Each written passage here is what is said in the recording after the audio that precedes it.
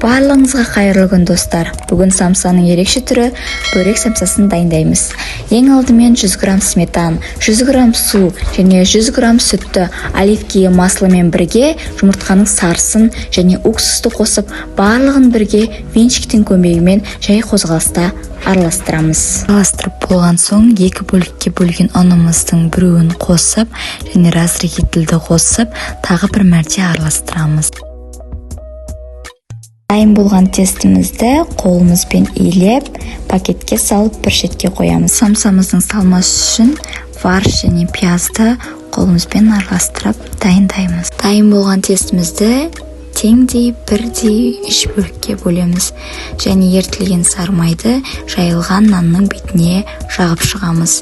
Нанды біртіндеп бір қозғалыста әдемілеп орап, оны морозильникке сақтаймыз. Морозильниктен шыққан нанымызды оқтаудың көмегімен жайлап шайып, өз қалаған формамызда салмамызды салып, самсамызды дайындаймыз. Оған самсамызды противнге салып, 180 градуста пісіреміз.